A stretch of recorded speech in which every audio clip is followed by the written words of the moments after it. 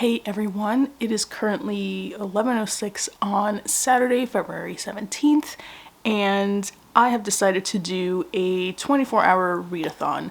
Now, my interpretation of this is going to be how many books I can read within a 24-hour period. I am not reading for 24 hours straight. Absolutely not. I don't do all-nighters any longer. I'm too old for that, and that does not sound fun to me. So from now until 11:06 tomorrow, I'm going to see just how many books I can get through. I am currently behind on a few books, specifically 100 Years of Solitude. I think I have like 5 days of reading to catch up on. I'm only reading 9 pages a day, so it's actually not that much, but it feels like a lot when I've been behind. So luckily I got the highly requested audiobook from Lullaby, which expires in 2 days. So I'm gonna see if not only I can catch up on the 5 days, but perhaps finish it by tomorrow. I'm not sure. But I have to catch up on that. I have some short stories to catch up on in the Lispector Complete Stories compilation book.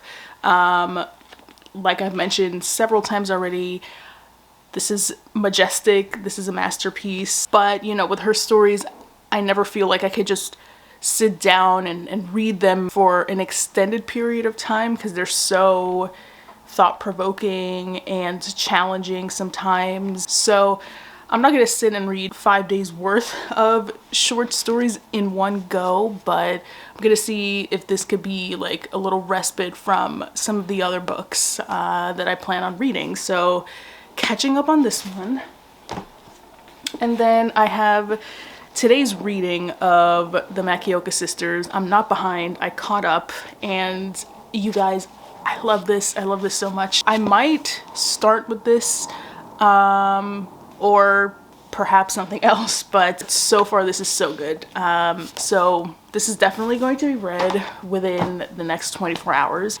Other potential books are 2 that I got from the library. One is Bear by Marian Engel. I'm actually halfway through it, so this is definitely doable. And then also the Carrying by Ada Limon, which is a poetry collection. So that also should be a fairly quick read. Other books that I maybe want to get through are the Heartstopper series. I really want to watch the Netflix show adaptation of the graphic novels, and because they're graphic novels, I imagine they move pretty quickly, and they're supposed to be cute and fun, and I'm just kind of in the mood for feeling happy this long President's Day weekend. And I think it would be a good balance to the heavier books like Lispector, or, well, honestly, all of my book challenges, Lispector, Marquez, and Tanizaki. So we'll see. But right now I'm actually gonna start my reading vlog by not reading, and I'm gonna unpack some food. I went out to the supermarket. It's actually snowing. Let's see if I can show you a little bit. You probably cannot see anything, but it snowed. I'm gonna go and unpack my groceries, and then I'm gonna relax, put on a candle, maybe put on some Fireplace, cozy Fireplace videos, and get to reading. I'll see you in a bit.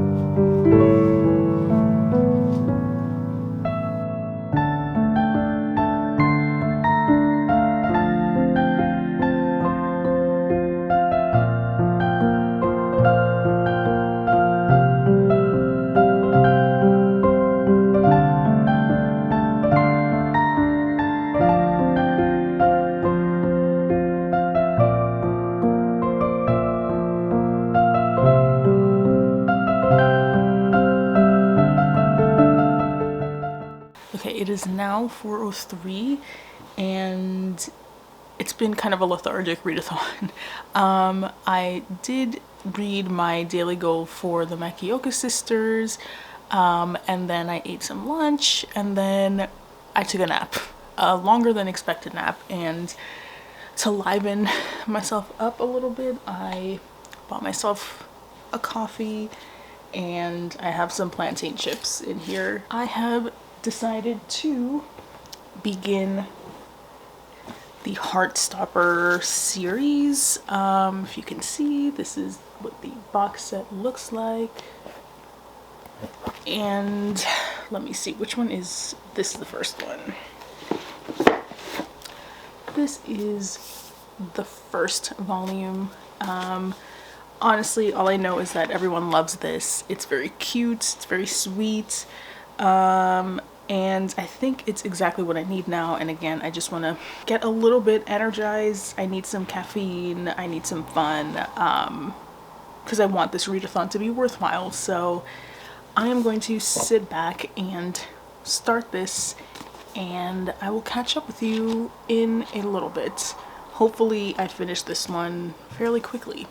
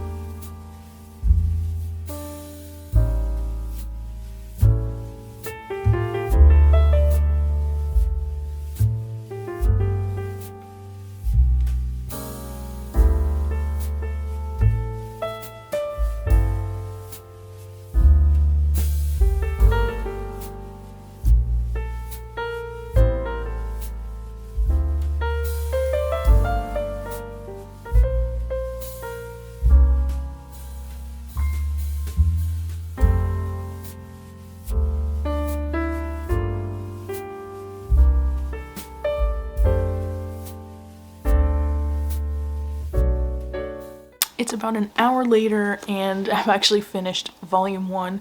This was so cute. I mean, I think I would give it like 3 stars. It ends like I can't believe it ended like that. So now I will of course be picking up volume 2 immediately, which is no problem because I own it, but very much so a cliffhanger. But this is just charming and cute and sweet and romantic, and I think good for lifting my spirits right now. If anything, maybe the illustrations are a little simple, and you know, the story itself is not totally original, but it's just so cute. So I'm gonna pick up volume 2 right now.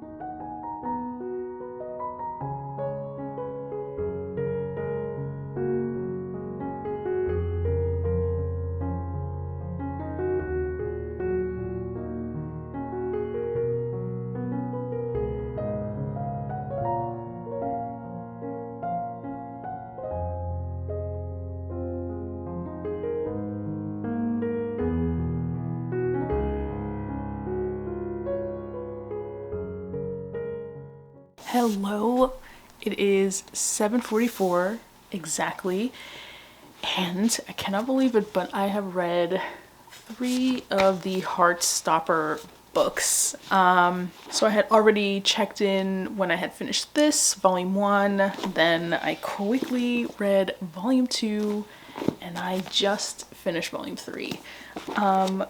Cute is the perfect way to describe these. Oh my goodness. Centers around a year 10 student. His name is Charlie, and he recently came out as gay to his friends, and unfortunately it got out to the entire school and he experienced a lot of bullying for it. but he finally feels like he's in a better place. And one day for his new section, he has to sit next to this other classmate. His name is Nick, and he's in year 11. And from there, we get an adorable little romance of boys just trying to find who they are and who they like, and make friends, experience the things that we all experience. I'm not gonna say that these are revolutionary, but I don't think they're trying to be. I think they're just lighthearted, feel good, and positive. There are, some mental health things happening here, especially in the third volume, which so far is my favorite. I think it's the one that had, the most nuance compared to the other two.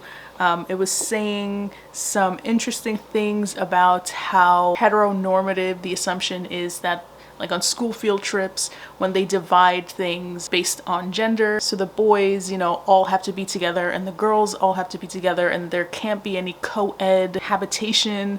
It just assumes that people's straightness, when obviously in these books it's a benefit to the two main characters because they are boys and they like each other. I also like that so far the books give people time just to find out who they are and to explore what they like, and it does confront the pressure of feeling the need to tell other people about yourself when you yourself don't really know 100% about yourself or who you are, etc.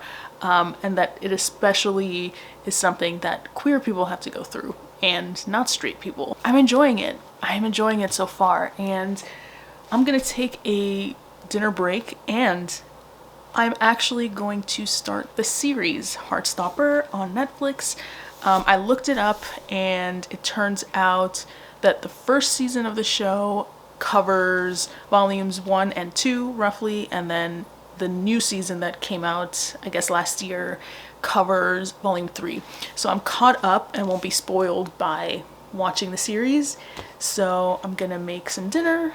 I'm gonna pop on a few episodes of the series adaptation, and then I don't know if I'm gonna pick up volume 4 next.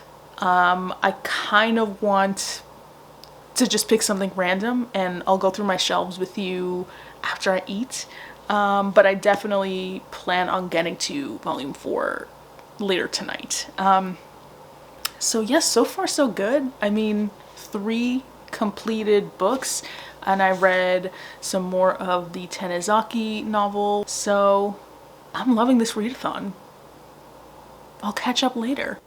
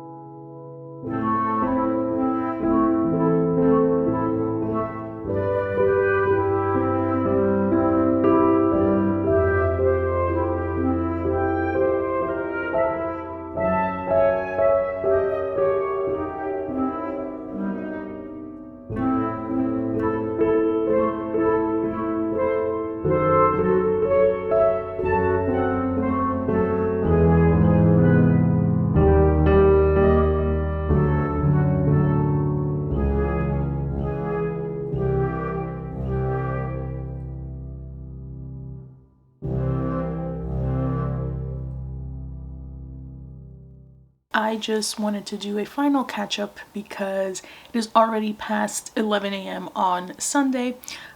So technically the readathon is over. I think I did a pretty decent job. No, I obviously did not get to all of the books that I had mentioned. I had wanted to get to at the beginning of the video, but that was to be expected. But as for what I did finish, I started and finished The Carrying, which I did mention. It's a poetry collection by Ada Limon, and I gave it 4 stars. I am still a novice when it comes to poetry, but a lot of these just got me thinking. I still need to sit on this and really ruminate about my opinions on it, but there's just a lot being said about the symbiosis of life and death and of nature. And of course, this is very personal to Ada Limon, and it does talk a lot about her father's Alzheimer's disease, and as well as her experiences trying to get pregnant. It's really about living, but with the way that death is kind of haunting you in the background. It's always present. It's very powerful, but I have a lot to think about with this. But it was a quick read. Of course, it is a poetry collection. So it does move a little quicker than I would have had I read a thick, chunky book. And the other books that I read were graphic novels. I read the entirety of the Heartstopper series that is out right now. As you can see,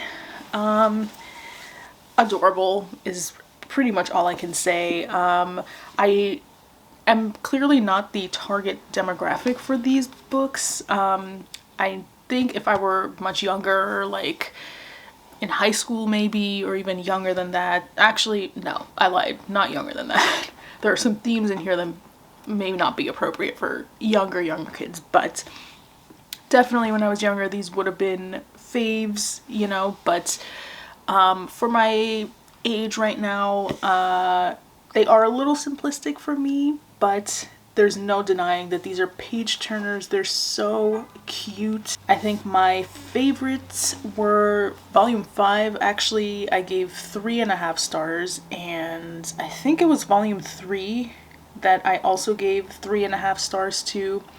Volume 4 was unfortunately my least favorite. I gave 2.5, and then volumes 1 and 2 I gave 3 stars. So generally just fun, exactly what I needed. This is kind of like a younger version of Normal People, but also queer. There's a lot of great representation. I'll get into the nitty-gritty of my opinions at the end of the month for my February wrap-up. But what a fantastic way to spend a few hours of my weekend. And I did start the series, and I think in some ways it's better than the graphic novels. But yeah, it was a great way to spend some hours of my time. So though the readathon is technically over, I am still in a reading mood, so I think I'm actually going to continue and finish Bear by Marian Engel. Not as part of the readathon, but just for me. And yeah, I don't know when I'm gonna do another readathon because, you know, I have work and I have a life, and I can't spend half of my weekend normally just reading. So whenever the next long weekend is, maybe I'll do it then. But until then, thank you for watching, and I will see you all next week for my next bookish video. Bye!